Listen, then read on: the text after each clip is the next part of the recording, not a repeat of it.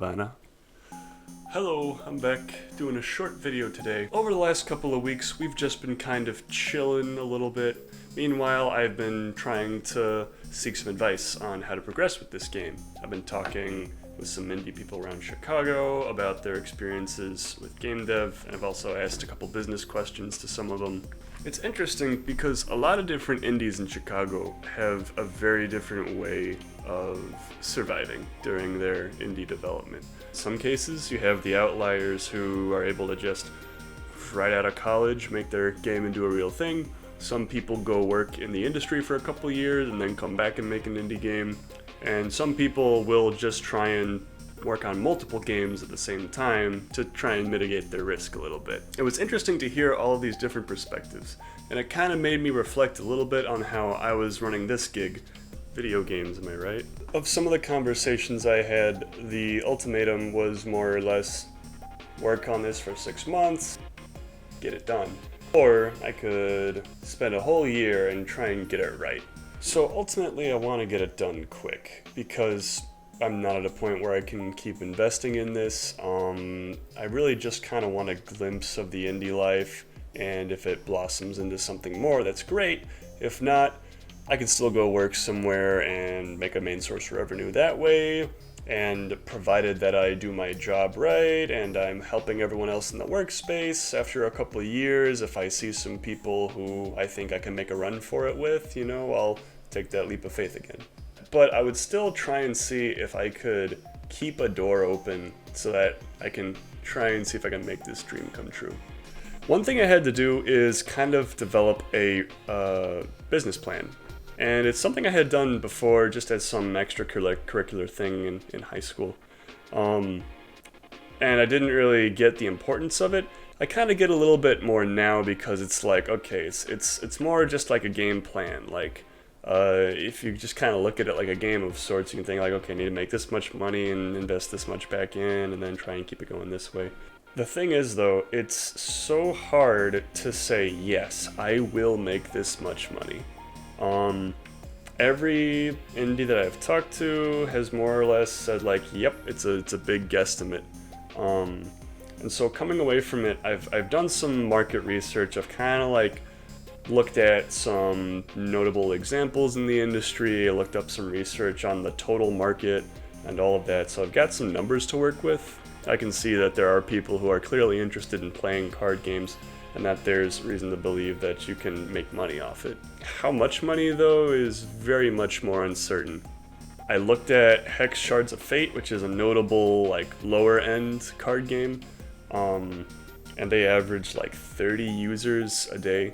And you could look at their Steam reviews and do the multiply by 50 thing to try and get an average of what their sales are. The issue, though, is they are free-to-play, and we kind of want to be free-to-play too, so that does not translate directly into sales. Overall, I feel like either way this will be a learning experience, and if I get more than just a glimpse, then that'll be a pleasant surprise. Currently where we are is we have started a Discord, and we're currently inviting people to it, and we're trying to run some beta tests, get some more population, more eyes on it, build a community, and all those kinds of things. We're also going to submit to festivals. PAX and Pixel Pop are the two big ones that we're thinking of right now. I had to look at my whiteboard to remember what those two were called. I remembered PAX, I didn't remember Pixel Pop though.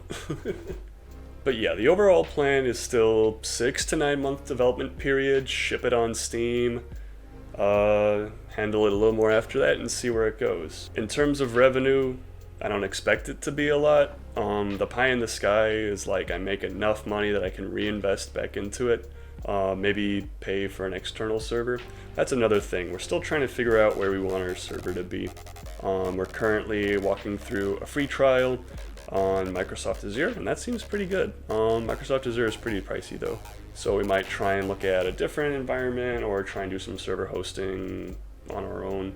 That wouldn't be preferable. We might not go that way, but we'll have to find something.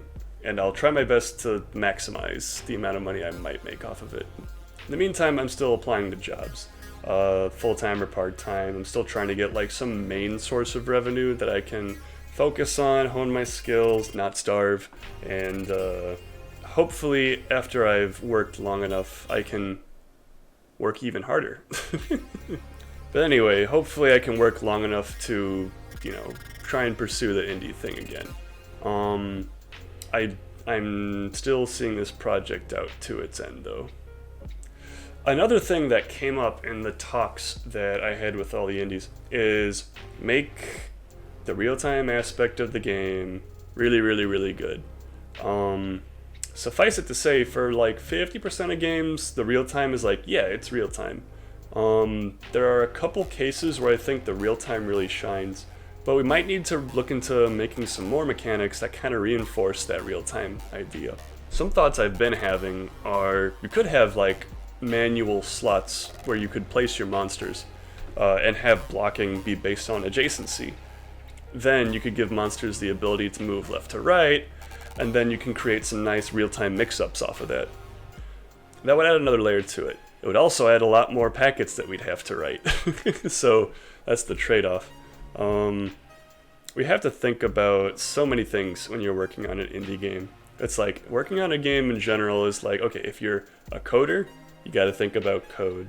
You know, that's the base level. But if you're trying to think about how to make a game, then it's like, okay, you gotta think about art, you gotta think about UI, you gotta think about the feel of the game. You know, there's all those four things in there. And then there's also like teaching people, tutorials and stuff. Tutorials, I've been told, are the worst part of making a video game, and that's absolutely correct. People talk about like Half-Life 2's tutorial, like, oh my god, it's so amazing, so innovative, this is what everyone should try to do, and it's like, that is such an outlier. Like, that is like, not everyone can do that, and not every game gives you an opportunity to do that. What's more, doing that isn't like, it's like they always reference like the buzzsaw scene with the zombies. It's like, oh, this tutorial's great and innovative and implicit, and it is all those things, but then the answer is like, just do that. And it's like, you can't do that. You can't just do that. Like, you're not even guaranteed that like a implicit tutorial is gonna work. Like, you have to trust the player to not break your bounds. The traditional tutorial is not as fun, and it's not as like immersive, but it's also easier to make, and that's why most tutorials are like that.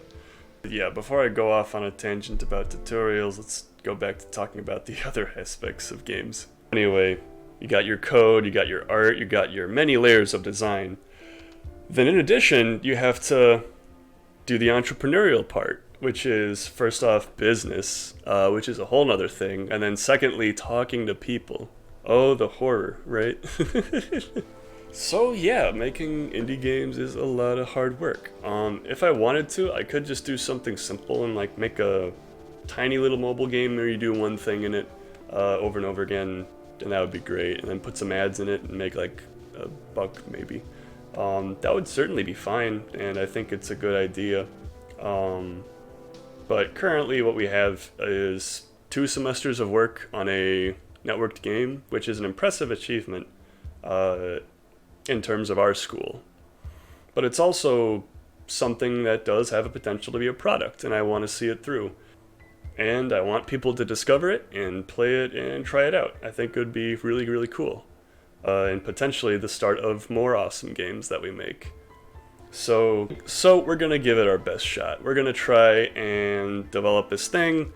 We're just gonna see it through, make it work. If it doesn't pan out all the way, then we go into the industry for a little bit, get some skills, meet some people, get some contacts, and then when we're ready to finally give it another shot, we will dig into our savings and try it. I guess that's my rant. I just went to a couple of different topics haphazardly. That's better than gameplay footage, am I right? Why would we watch gameplay footage when we could watch this guy talk?